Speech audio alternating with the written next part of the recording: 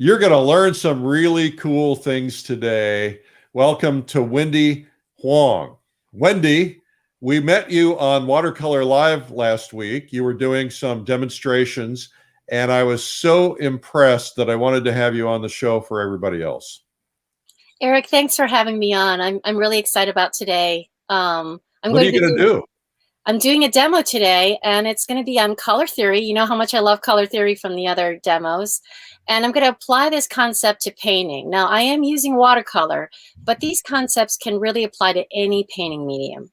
You know, that's something we all have trouble with. I think I had, when I first started painting, somebody was throwing out terms about warm and cool colors, and I was confused. They were throwing out methods of making colors vibrate, and I was confused. They were throwing out all kinds of things about graying down chroma and everything. So I'm really excited to hear what you have to say. Let's get right into it. Great. All right. Okay.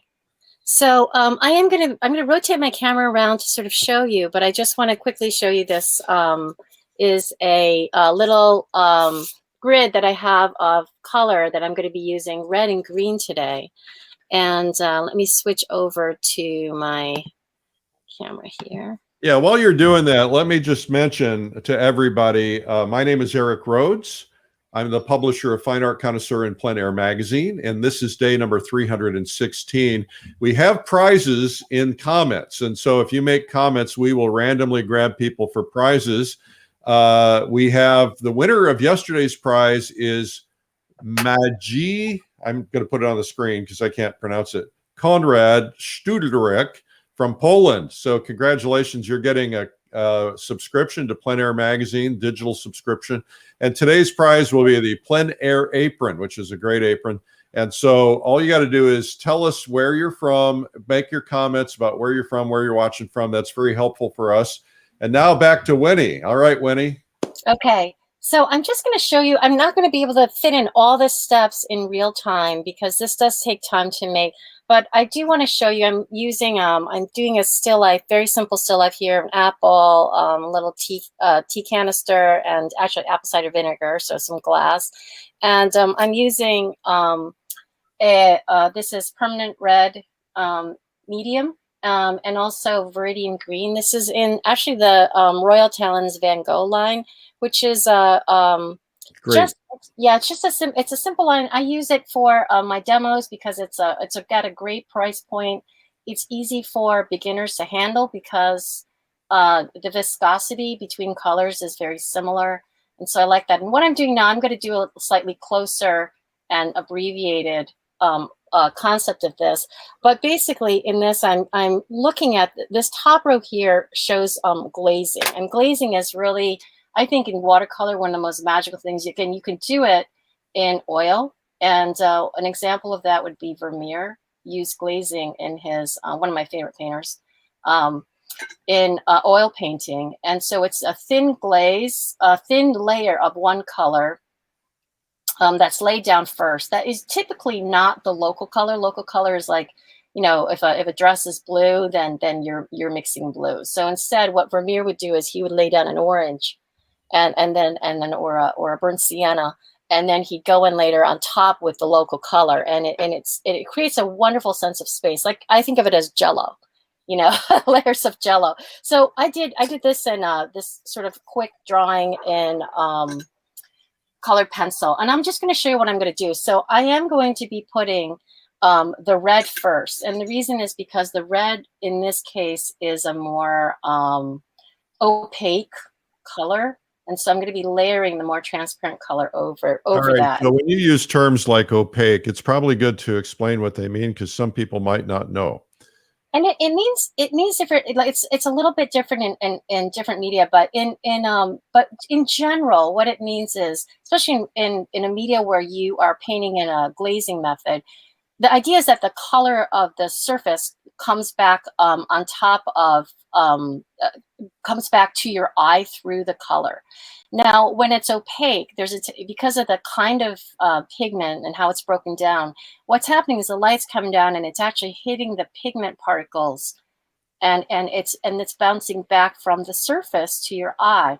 However, when you're using a transparent color, which is like, you know, Viridian, what happens is because of the nature of the pigment, instead of the light hitting the pigment particles, it's actually going through the pigment particles. And what you're seeing is the paper coming through. So Now, it's like stained glass.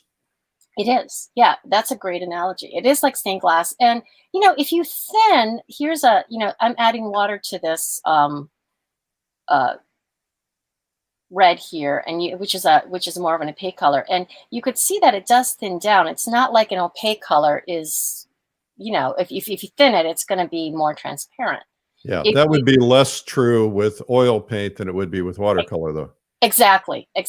Yes, that's right. So in general, all colors in watercolor are transparent compared to oil. Now, what I'm doing here is I have a test card, and what I use with this test card, this is very important, especially if you're starting out, is I test what I'm doing on here so that I know how wet the my brush is and how saturated of a color I have in my brush. And so I'm going to paint this first one.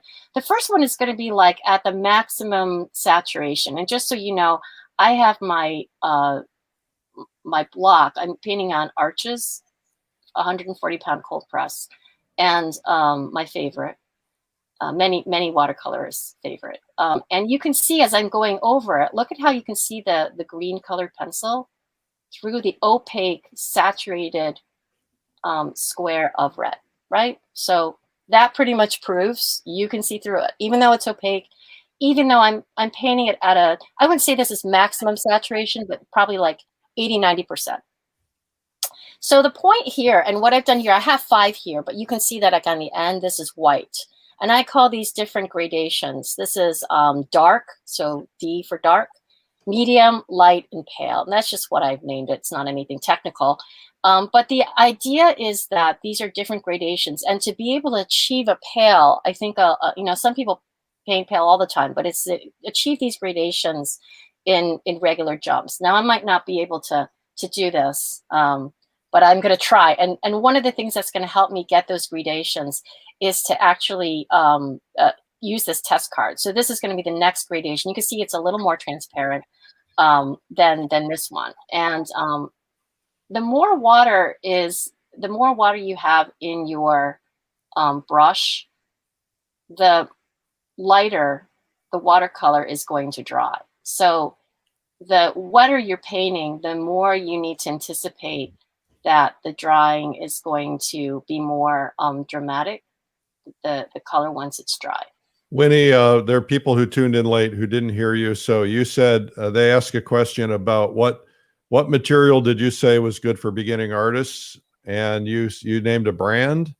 Yes, I love a Royal Talents brand. Van Gogh watercolors is the brand that I use. I've been using this brand for over 30 years teaching and doing my own work. And it's affordable. It's a great price point. And it's also easy to handle.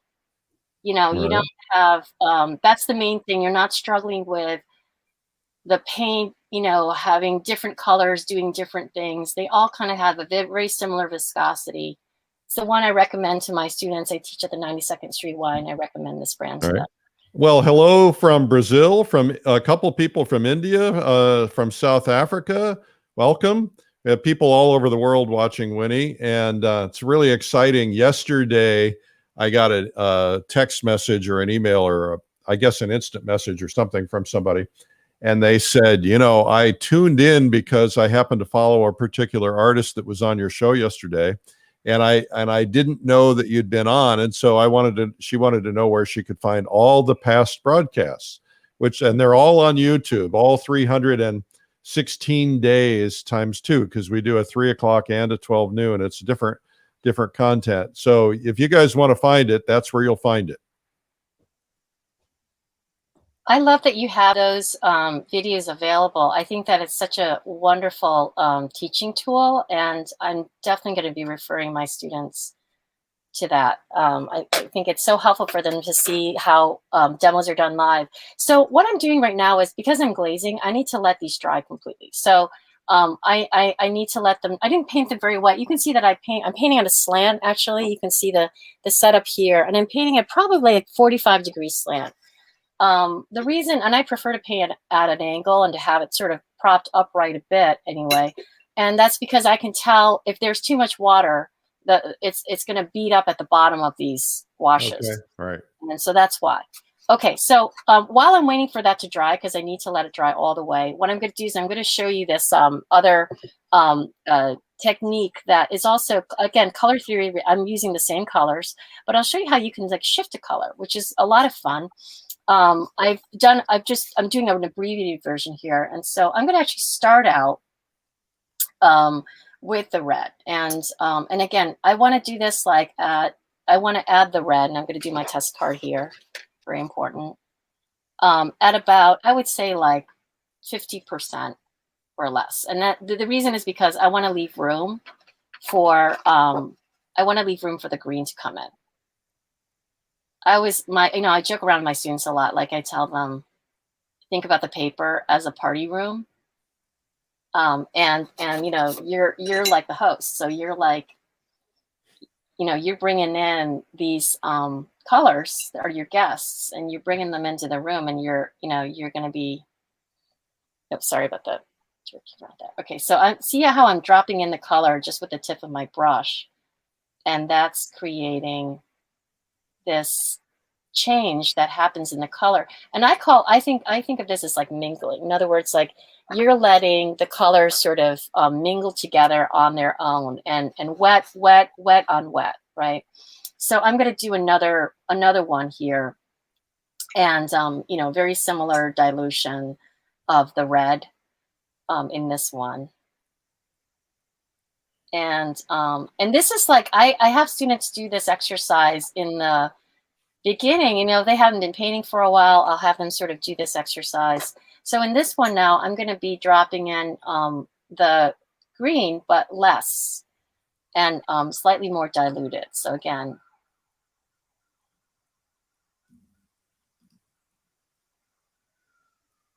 and then again a little bit more on this side. So this is like to really I think of it as like for anyone that's ever like done piano lessons or music lessons, it's like doing your octaves, it's like doing your scales,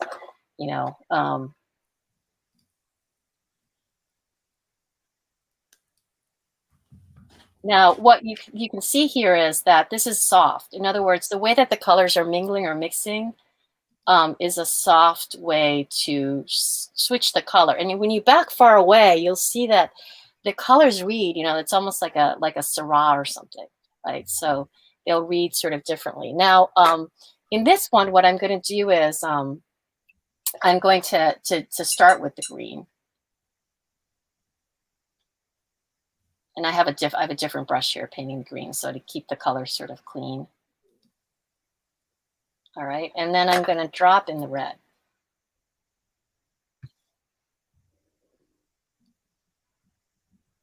And it's going to be different depending on what color is the field and what color is the the color you're dropping in. Which one's the host. This one again a little more diluted.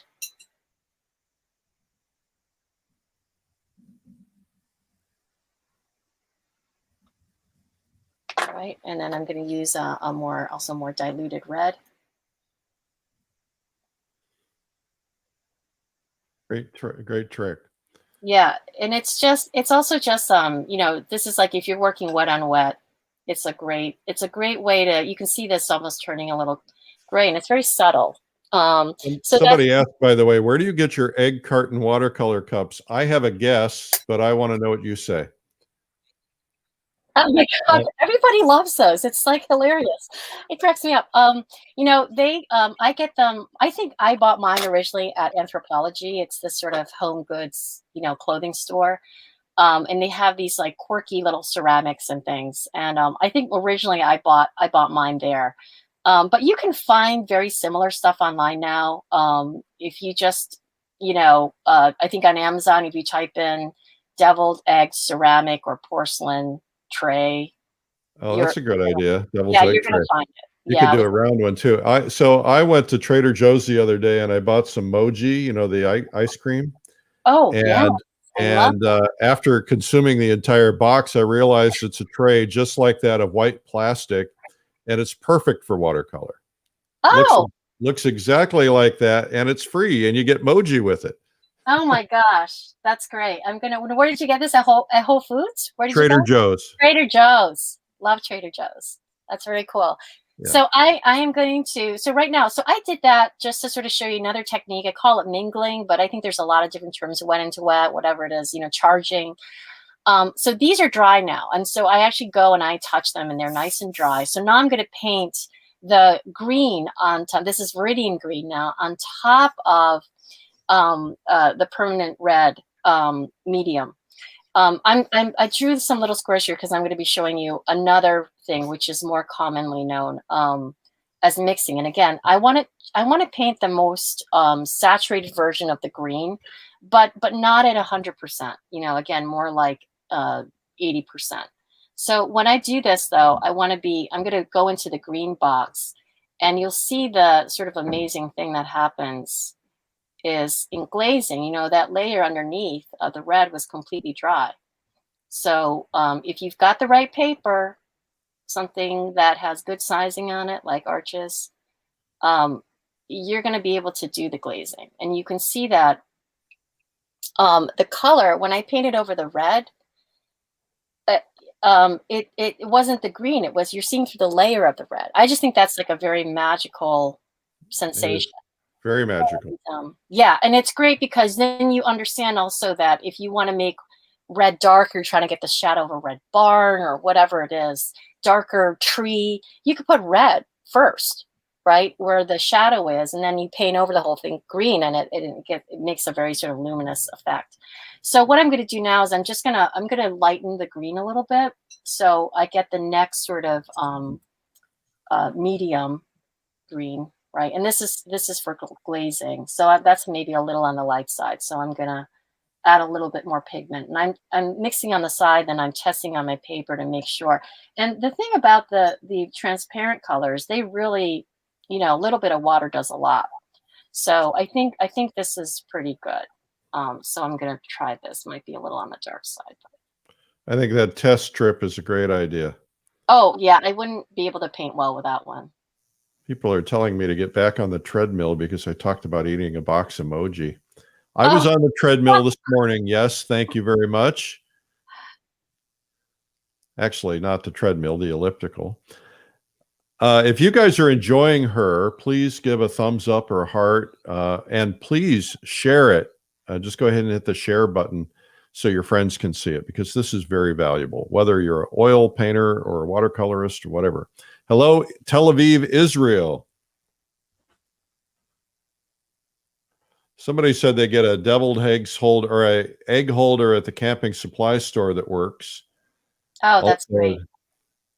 Yeah, I think it's a pretty, it's like a little pop themed kind of a, I don't think it's necessarily something they made thinking it was going to be great for watercolor, but you could just paint on a white dish, a white porcelain dish. So why is porcelain important? Doesn't have to be porcelain, just white. I think just white. Oh, it doesn't beat up. So like versus plastic. Oh, I see. It doesn't beat up. Cheap Joe's had something they were offering. They had a porcelain palette they were talking about the other day. Hello, Hungry. So I'm just going to show you really quick, and then I'm going to get to painting the apple. So this is, again, I finished the glazing. So you can see the different color. That color like in between is very interesting. And how if you want to get an olive green, right? Again, if you add a little, this shows you if you paint red underneath, let it dry, or add a little touch of red to the green, you're going to make it more olive. This is a cool green. The Viridian is closer to, leans a little towards the blue. Yeah. And so what I'm going to do here is I'm going to do the regular thing. I'm going to be mixing. And so I'm going to actually mix a little bit on this kind of, I usually use this kind of a tray for, it's called a baker's tray. It is. Yeah. And it's, I always think of it as like a butcher's tray. Oh, butcher's tray. That's right. Butcher's And tray. it's I'm sorry. a little macabre, but like the thinking, I mean, it's the idea that the meat goes in the middle and the blood drains around the edges. But but you know, the blood that drains around the edges in watercolor, that's I call that gutter color. So it goes to the gutter, and it's fabulous to paint with. It's like a mix of colors.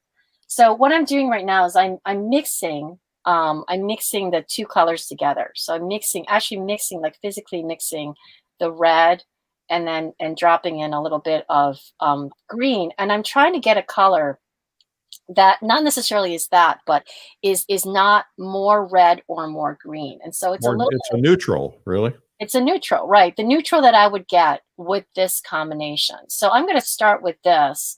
And so in this exercise here, and again, I'm doing an abbreviated version, is I'm trying to first of all get a neutral, discerning between the two colors with my eye so that it's hopefully neither more red nor more green. And then when I move to the left, I'm going to be, so when I paint this one, I'm going to add a drop of red to it. And when I add a drop of red to that mixture and I paint it, it is going to be a little bit warmer. Now, how much you do and how much red you add and how quickly you progress towards, or you can see that it's a slightly warmer neutral. Now I'm going to add another drop.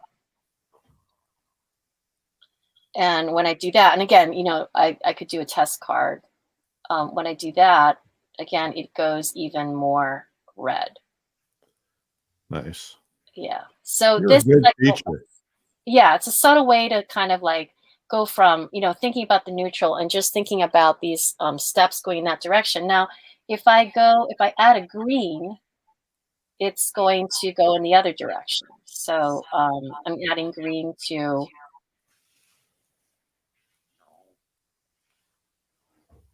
I'm going to it now.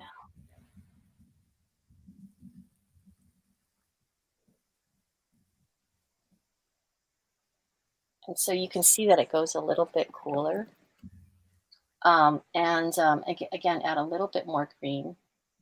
And sometimes, you know, you end up having to add a little water because you want to, you know, we don't want it necessarily to go darker. I'm just touching my brush to like, you know, the tip of the, just to the tip of my, you know, big sort of squeezed out amount of watercolor that I squeezed out, the Viridian green. And, you know, you can, any one of these you can pull down, but you can see that gentle color shift, you know, and sometimes I have students do what I did here at the bottom here. I'm not going to do this, but I had them also add a little bit of drop of water so they can also see the tints, because sometimes it's easier in a mix. The mix text tends to get a little thicker and it's easier to see the color when you've added a little water to it. You can see and pull out and see what that is. In fact, if you know, depending on the amount of room you have, I mean, I think these exercises are so helpful. If I just add more and more water, it's interesting to sort of see what pulls out and what that color pulls out into. Of course, this depends a little bit like what's in your brush, you know, but this kind of exercise where you're adding and then you know, the water's coming down, of course, because I have this at a tilt. I think that's kind of interesting. Now what you see is basically the full range of what's possible between these two colors. And again, this applies to any painting medium. So you could apply this to, you know, to acrylic or to gouache or to oil. You know, of course, the result sort of depends on the binder and whatnot. So what I'm going to do now is I'm going to look over, I'm going to, you know, apply this to the still life here, just as a quick study and talk a little bit about where I might apply it. Now, I always like to do this kind of thing where I brought a knife and I'm just going to cut into my apple here.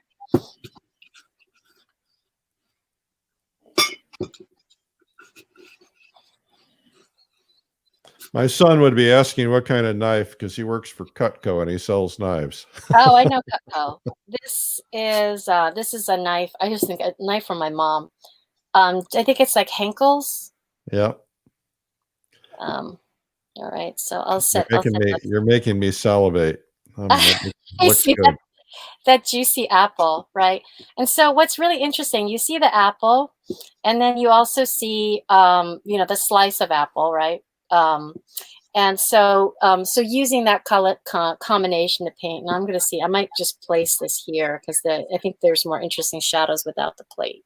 So I'm going to move that aside. It might bleed a little bit. So I've got the apple and I've got the slice of apple, and I like to sort of angle them so there's like one side's catching a little bit of the light coming in on this side, and there's a little bit of shadow here, and there's a little bit of cast shadow. So I'm going to focus on that. I might not get everything in. And Hello, Egypt. Welcome, Mustafa. Hello, okay, another one from India. Thank you, India, for coming. Welcome. it's great to have these people tune in. So I'm going to do, I actually don't, I typically do not draw with a pencil when I paint because Right. I just really like to draw with a brush. So Okay. I'm using, What kind of brush are you using? it's a Raphael, Okay. extra pointed round, number Okay. 8. Hello, Cumbria, United Kingdom. Hello, Alaska. So here I'm drawing the sort of slice, the side of the slice, and I'm actually looking at it, and you can see that I have a broken edge, so I don't do a continuous edge because that it'll look a little outliney. It's And boring.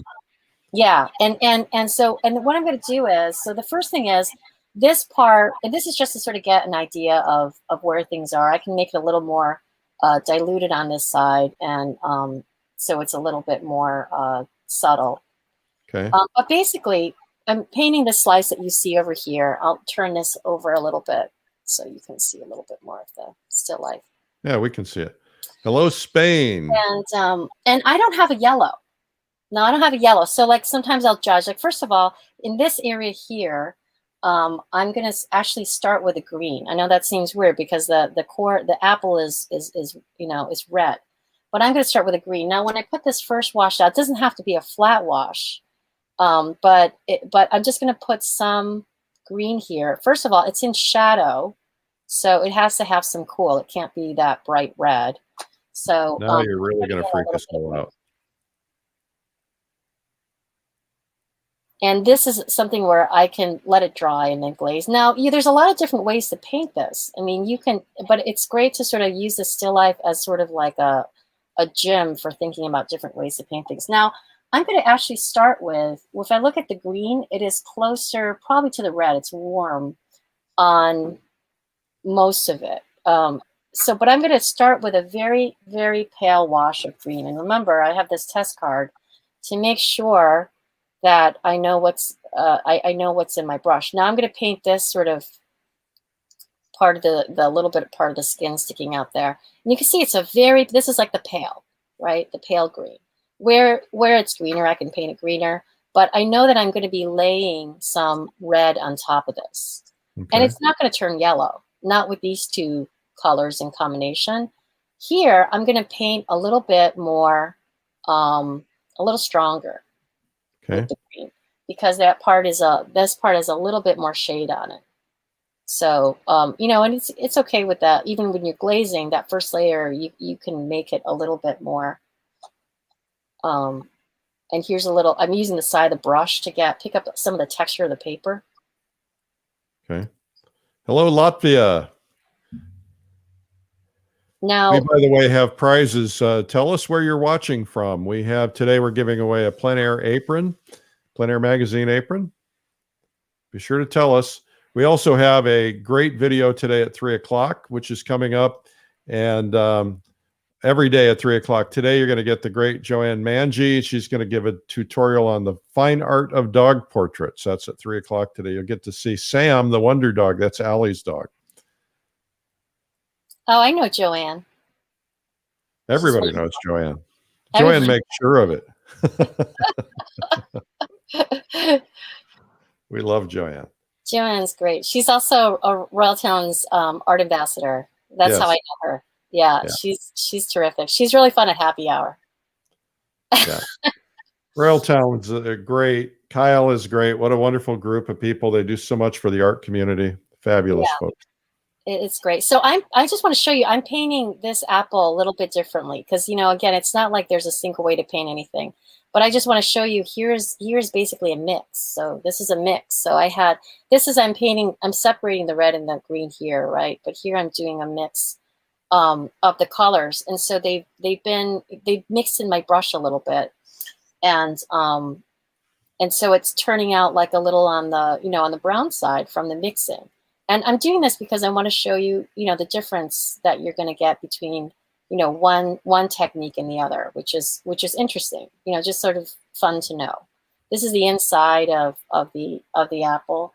And again, I can, you know, put in a little touch of this or that, just to make it sort of bleed and feel juicy. Create little emergencies for myself. And then around the outside of that apple, so this is glazing. I'm waiting for this to dry. On this side, you can do mingling also. So mingling might be, for example, I'm going to be, this is mixed, right? But it's wet. So if I'm doing mingling, I might paint with the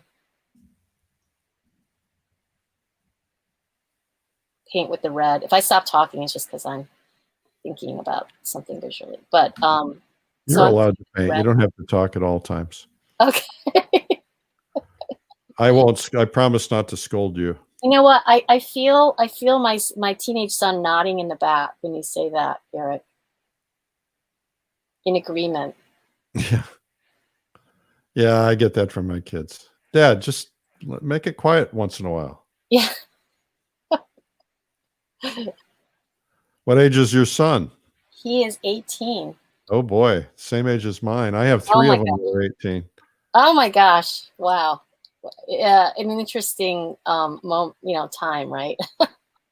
Especially now, the poor people, poor kids, and young people. I feel very sorry for in this whole pandemic. Yeah, my kids are going to college on Zoom. At least two of them are. Wow. Yeah, he's my son's all remote also. And where's home for you? I'm coming in from Brooklyn. Okay. Yeah. So, and I've lived here I'm from New York State. So I was born in New York State. My parents came from Taiwan in the 60s. All right. And I was born here. My brothers were born here also. So we've actually never been to Asia. We do a fabulous event in upstate New York in the summertime in June. It's called the Publishers Invitational. And it's about, this year it'll be more because it's the 10-year anniversary, but it's normally about 100, 120 people. And we paint the Adirondacks together for a week. We stay on a local college. We eat together. We drink together. We do music together. We have a lot of fun. We paint portraits at night. So you should come up. Oh, I'd love to. Yeah, that sounds fabulous. A lot of watercolorists come. Do you do any plein air work? I do, yes. I love plein air. I do plein air work for sure. Okay. Yeah. What I'm doing now is I'm dropping in the color. So this is mingling. What I did here, in other words. So I'm dropping in. I can drop in, and what's really great is as long as you sort of keep it sort of wet, this area. So sometimes I might go in with a little bit of water. I can drop in with either color. Sometimes what I'm doing is I might be charging it. So something got a little bit too light, and I'm noticing that, so I can go in and kind of with the tip of my brush just kind of poke in a little. I love these techniques because they really give a lot of texture and feel that you don't normally get from regular brush strokes. Yes, right. There's such a variety. I mean, that's what I love about this medium. It's also like it sometimes can be, you know, difficult to control, especially plein air. Plein air, it's like, you know, time of day is going to affect it. The weather's going to affect, like, everything. But I like that challenge of just like seeing what happens. You know, here again, I'm going to pull this bead down, and sometimes again I like to sort of hit it with a strong bit of color there, and see what happens. So it is really a wonderful. This is a wonderful medium to bring outdoors. I mean, it's why I started painting in watercolor. Well, I'm practicing now after Watercolor Live. I'm very excited. Oh, good. Hello again, another Latvia, and hello again from Netherlands. See, when you guys hit the share button, then all of a sudden your friends see it and they join in, and then they're getting to learn too. So hello, Italy. Yeah, this is Linda Marie is making Linda Marie is making cooking right now. She just put her food in the oven. Meatloaf and candied yams. That doesn't sound like an Italian meal. It sounds like an American meal.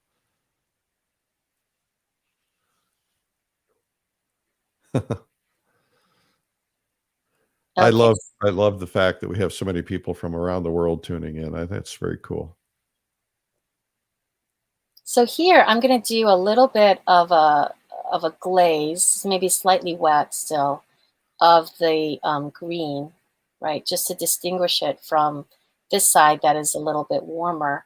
And I'm going to put a slight bit. Now remember, I don't have any yellow, so I'm not painting with the local color. I'm painting with these two complementary colors, and neither of them really appear in the still life at all. In other words, as a color, as a straight color. Yeah. And so we run into this a lot, like plein air, where we don't feel like we have the color that we see. I'm going to do this other one now. So I'm going to start with the green in the shadow. I'm going to just do a little shadow here. And I'll show you, this is going to be painted. I want to try to keep it sort of moist. Very convincing, though. Yeah, there's something just very, it keeps I think knowing these techniques and just practicing them, it keeps your watercolor luminous. It just makes you aware that you're not, and you're also not just always painting the same way. You can, or even painting the same way within one watercolor, that you have a lot of different options. And I think it also is exciting to not always know how the colors are going to, come out. It keeps it interesting. Yes. Yeah. So here I'm just adding, I'm going to be dropping in the red. So sometimes I'm painting with them, by themselves. And then after I drop in the red, I can still go in and drop in more green and shift it again. So the color is, when it's wet, it's fluid. And even when it's dry, you can glaze and you can shift that color. You're getting that reflected light in there, though. That's nice. Yeah, yeah. So it's subtle. It's allowing watch on that Watercolor Live. I have to say the Joseph Zabukvik, his demo was phenomenal. and in what he said, everything he said, actually all of the Andy Evenson and all of them were amazing. But what I love about his what he said about listening to the watercolor, that really resonated with me. Sort of watching it and allowing it to do what it wants. So what I'm going to do here is, with this little bit, I'm going to be adding the red and as a glaze. And I'm just going to wash out my brush here because it's got a little dirty. And I'm going to be adding the red as a glaze over the green. So, and you can see that it comes out differently. Now, when you do the glaze, it can't be too wet, or it's going to pick up that color underneath. But I love that you can see the green coming through the red. The other thing I'm going to do is I'm going to do the reverse for this shadow. So this shadow on the bottom, I'm going to add, so this I added the green first and then added the red. Here I'm going to add the red first and then add the green. So it's just, my dad's a math teacher, so I think all these little like experiments and little formulas, like, I'm sort of just interested in how you can take a formula and it can sort of apply to a broad range of things in, in pigments, in art. That fascinates me. I love it. So, so like you do it one way and then you do it another way. You try it this way and then you try another way. It's like a math proof. but Thumbs up more and fun. applause, Winnie. This is absolutely fabulous. You are just blowing everybody away. They love this. It's fun. It's so much. I hope you guys try it. That's the most important thing. Like just to try it because it is so much fun to. And I think if you do these exercises too, you really achieve an understanding for the medium, which I think, again, is why we're doing it. We love. There's something about this medium. It calls to us. It speaks to us. We wanna listen to it. It's not about forcing it to do anything. It is about understanding it and helping it along.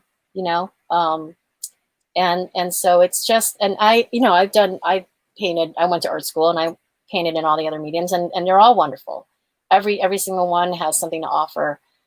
This one spoke to me in a way that you're teaching us something though that I think is a great lesson I never really thought about. First off, I tell students oftentimes start out with the primaries, just the three colors in white, just to learn, because I think that's a great way to learn and get harmony, because color is so difficult. Actually, I start them out with values, but I've never thought to say, okay, just take two complementary colors and don't use anything but those two complementary colors. And I think it really forces you to really be creative and try new things. That's a great approach. Yeah, You can do so much with just those two. I credit my Pratt Institute education. It's a great school. We did a lot of color. This is where I learned about color, really. Yeah. Well, wasn't Albers at Pratt? I don't know if I thought Joseph Albers taught at Pratt at one time. He maybe, not when I was there, but I think he did teach a number of the teachers that I had. Yeah, he probably. I think he did. Well, he was gone before you got it. I think he passed away. He may have, and then I'm thinking, then eventually Yale. But I think a lot of the teachers that I had him at Yale. And then, maybe that's it. Yeah, we'll ask Charlie Hunter. Charlie Hunter went to Yale. He'll know. Yeah, and so he was very influential, I think, in the foundation program at Pratt for very influential in terms of his exercises and everybody should have his books on color. Joseph Albers. There's also the Albers Institute does these workshops. You can take these workshops from, I guess, like they're trained in his method. The thing about it though that's a little different is what we did with Albers exercises was with dyed paper, but it's really applying the idea of that exercise though to pigment. So and that's what this is sort of about, which is again a lot of fun, lot of discovery in it. Now I'm just like mixing. So again, I'm trying to sort of use, in this area I've done glazing. I've done some mingling in this side area. You can see what happens with that. And now I'm just going to be mixing to get, like, say, the stem, right? So that's just like going to be like strong mixed color. Sometimes I kind of put in like a dark mark like that. Then I take my brush and just kind of add a little water so it gets a little fluid and doesn't look like it's just sort of flat. And that's the thing with watercolor. There has to be some flow at some point. Too much flow, you lose control of the medium, right?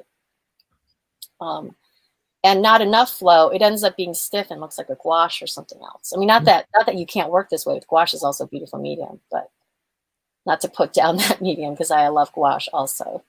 I love them all. Yeah, I know, right? I'm with you. I don't know if there's enough time in a lifetime to get good at them all, but it's fun. Yeah.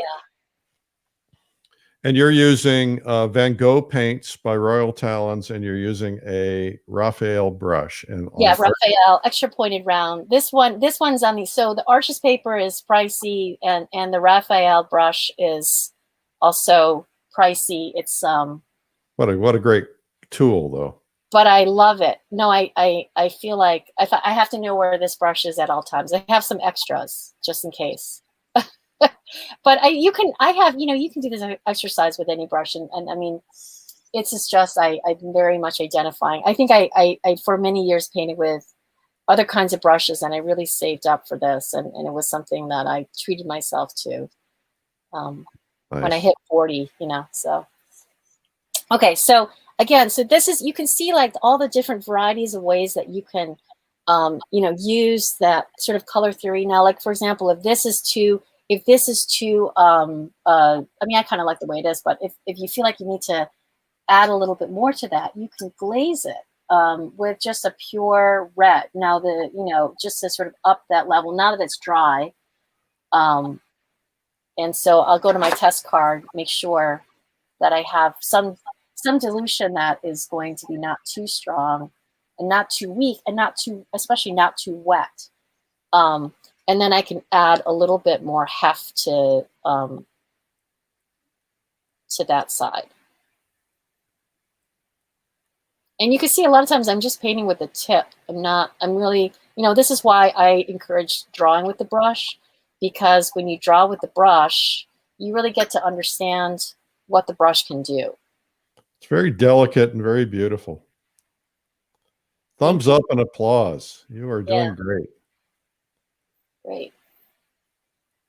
And I'm just gonna finish off with there's a little darkness here. So and sometimes I just like to put in a little, like, little bit of the tip and let things sort of bleed a little bit. So I'm not illustrating the apple. I'm just sort of suggesting.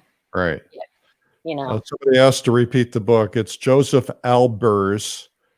He has books on color. I'm not sure the names of the books off the top of my head. And then she's using Van Gogh paints, Arches watercolor paper, and a Raphael brush. And Van Gogh is from Royal Talents. Elaine is asking, does she have a streamlined video? Not yet. Somebody's looking out for me. So again, I'm thinking we need to talk. I'm happy to do more, and I'm happy to share this. If it's helpful for people, it keeps you painting and keeps you interested. I think it's great. I never get tired of it. There's always more to learn. With color theory, there's always more. There are always more colors to experiment with, see what they do. So it's very very exciting for me to. No one would ever look at those paintings and not say, "Oh, there's no yellow in that apple." I mean, that it's very convincing. It's very beautiful. It just proves the point that you don't have to put everything literal. Right. Yeah. And it's just the variety of different ways that the colors can, work together, I think is very exciting. Having, playing around with the shadow, doing this and doing that, but also just like, understanding the medium, listening to it. And, I feel like these exercises, like, again, doing scales on the piano, or you doing your octaves, it's like Bach, so it's timeless. They're timeless exercises. Yeah. But yeah, I'm happy with that. Again, there could be, like, if I were putting in that fabric in the back, if I did a dark mixture of the two, and I go a little bit more on the green side of that mixture, I could put in something in the back that is a little bit cooler and even very dramatic. This isn't what's back there, but like if I were making something, wanted to highlight that edge of the apple.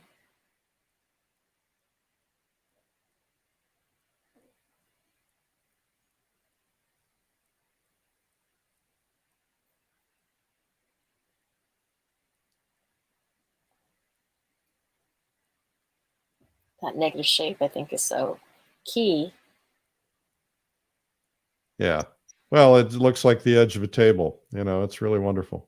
Right. Just kind of highlights. So, and again, this is like starting, this dry brush. So this is, wonderful, very direct kind of painting. I love this. Yeah, and then shifting the color, adding that sort of edge here. And so this being right up against that apple is also gonna, create some interesting sensation. I can add another sort of color in there. Do you use tube paint or pans of paint? I prefer tubes, but when I'm doing if I'm doing plein air though, a lot of times I will go out with pans in a little kit or something. I got the greatest little kit that Elaine Miller gave me. It's called a whiskey kit. It's very small. It's about 4 inches square, and it's got little silver bottles and pot pallets and collapsible cups. She got it at Cheap Joe Miller's, and it's the coolest thing. As a matter of fact, I should show it. I'll show it before we go. I listened to Cheap Joe's story and I loved it.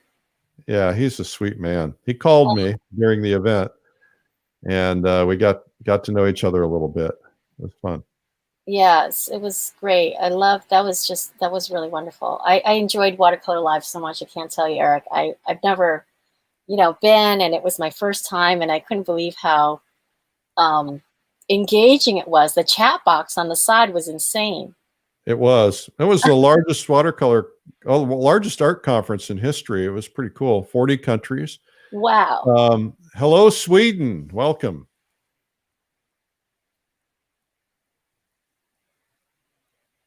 It's really fabulous. So it's fun. I mean, again, it's just here it's dry, and I'm just kind of putting in a little bit of color there so that it resonates. But just having these bleed out. But again, it's fun because it's just two colors. So there's something very sort of simple about it. Yeah. Okay, Winnie, I'd like for you to come back on camera. Okay, great. All right. And yes, good. Great. Hi, everybody. Hi, this is Wennie. You haven't seen her face if you tuned in late. Wennie Huang. And Winnie, you're in your studio. Maybe you could I don't know what camera situation is, but we would love to see some of your artwork and maybe see your studio if you got just a minute. Oh my gosh. Okay. Well, I know it's a mess. It is a mess. So I will show you around a little bit. So this is my desk. Let me maybe I'll just do this. I'll just rotate. Yeah, okay. A little bit. So, by the way, I loved when you did the color charts on Watercolor Live. That was really a color wheels and color charts. Yeah, the Albers. This is so this just looks out. I'm in Brooklyn. I call it off Park Slope. So I'm like 10 stops into Brooklyn from Manhattan. Yeah. And then I do a lot of pastels. So I also teach pastel at the Pastel Society. And so I have examples up so I can sort of inspire students and pull some of them down sometimes to show. I teach believe it or not, a three-dimensional design model making class at Parsons. That's what I teach. Oh, wow. There's a fashion studio that I'm teaching right now, and they had to make jewelry out of paper, a replica of actual jewelry, and then develop their own. So it's a lot of different kinds of things. And yeah, I have these other, and I'm working on a series of jars. This is, if you've seen the work of Janet Fish, she does all these jars. So I started doing these jars sort of in homage of hers, but in pastel. And those are kind of fun. Nice. I love glass. Yeah. So do you make your living as a teacher? Yeah, I teach, believe it or not, anywhere between 11 to 15 classes a semester at four to 5 different places. At 4 to 5 different places? You can really only do it in New York, I think. Yeah. Well, you have a terrific work ethic to be able to pull that off. It's it's sort of like being an airline and overbooking and then seeing what runs. Well, that's fabulous. Well, Wennie, you have been terrific today. I'd encourage everybody to go to Wennie's website. It's WennieHuang, which is pronounced Huang. That's right. WennieHuang.com, and visit there, and you can find out all about her classes and everything else she has to offer. I'd also like to thank Royal Talons for allowing Wennie to come on. Royal Talons makes the Van Gogh watercolors that she used, and so thank you to Kyle and everybody over at Royal Talons. Wennie, thank you so much. Oh, you're very welcome. Kyle says hi, by the way. They're very thrilled and happy that you were having me on the show, and I'm so happy to share these things. They've been Jeff and Kyle have been incredibly supportive at Royal Talents. We love them. We love them. Yeah. Kyle's been a good friend. He always has a booth at the Plein Air Convention. He supports our online events, and he's just fabulous. So thank you, Kyle. Yes. And Jeff. Jeff was on the other day. Wennie, thank you so much. And I've got a couple announcements I'm going to make, and so I'll see you. And thanks again. You really blew us all away. Eric. It's really fun. Right. We'll have you on again sometime teaching something else. Absolutely. Anytime. All right. Thanks. I'm sure she's busy teaching all those classes, and I'm glad that she was able to find the time for us today. I want to mention a couple things to you real briefly. Hang in there. First off, I got questions yesterday, and I couldn't answer the questions. So the winner of the Thomas Schaller painting, which is worth $7,000 that we gave away, is Sharon Oates of Lake Forest, California. So congrats to Sharon Oates. I want to tell you guys that we're working on another painting giveaway. People seem to like them. And so we're going to see if we can get another painting. It's always nice to fill your home with beautiful paintings. Nothing like originals. Tomorrow, our guest is acrylic artist Jed Dorsey, and you're going to get a chance to see how he paints, and you're going to like that. And I like the fact that you guys are open-minded and saying, oh, I'm a oil painter, but I'm willing to look at watercolor or acrylic, or I'm an acrylic painter, I'm willing to look at pastel or gouache or something.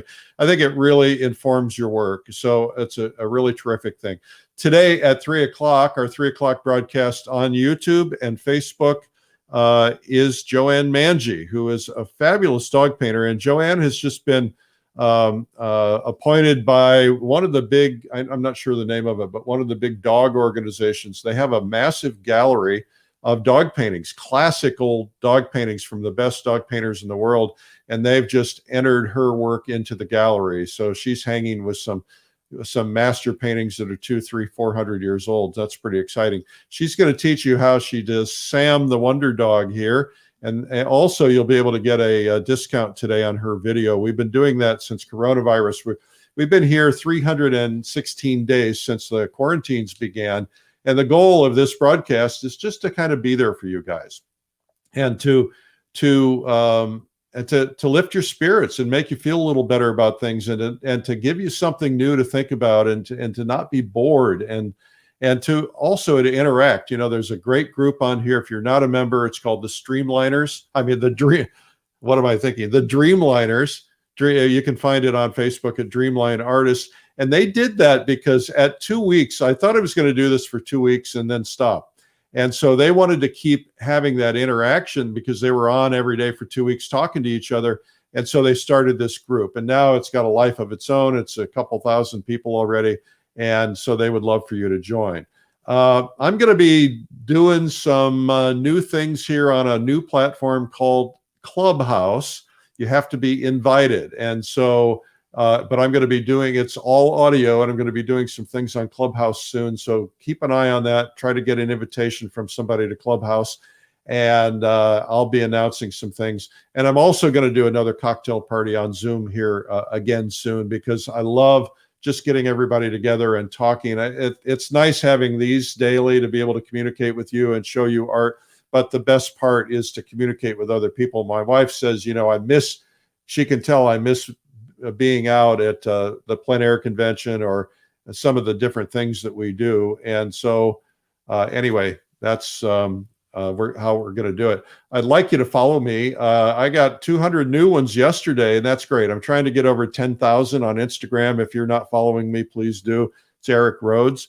If you would like, we have a free gift for you. It's called 97 Amazing Painting Tips. It's got 2 hours of video. It's about $100 value, and it's really terrific, and you can get it for free. Just go to 97tips.com. We are going to hold the Plein Air Convention. As far as we know, it looks like we're going to be able to. A lot of people are starting to come out with some new information on what's going on out there. So the price goes up on Valentine's Day. Go ahead and lock in your seat, because if they do make us reduce the number of people who can come, we're going to do it based on who came first, and hopefully we'll be able to have all 1,000 or 1,200 people there. We had close to 1,000 people registered before we had to cancel it. And it's going to be May 23rd through 27 in Denver, Colorado. So go to pleinairconvention.com. Last but not least, I'm taking a group of people to Russia with me. I know Russia very well. I've been several times. I know a lot of artists. I have a lot of contacts there. I feel perfectly safe and I know it well. And I'm taking you on a painting trip. And I've got a total of 48 seats. And I only have, last I checked, it was either 3 or 4 left. And it's going to be phenomenal. And I think we're going to be able to go. I was talking to somebody who knows Russia very well yesterday and says, looks like they're going to be opening up the borders. And though nobody's probably going to be able to go to Europe this summer because Europe is still having problems, Russia now has figured out that 50% of the population has had COVID already. And so everybody feels, and they've got the vaccine. So they're feeling like it's going to happen. We hope it's going to be happening. Of course, with any of our events, you've got 100% money back guarantee if we have to cancel because of COVID. Anyway, that's all I got for you today. Thank you for tuning in. I'll be here tomorrow, and we're here 7 days a week for our 3 p.m. as well. Be sure to tune in to 3 p.m. to Joy and Manji. I'm Eric Rhoads, publisher of Plein Air magazine. That's this one. And of Fine Art Connoisseur magazine. That's this one. I'm the author of Make More Money Selling Your Art, which is helpful. I do the Plein Air podcast and the Art Marketing podcast. And I even have a free video.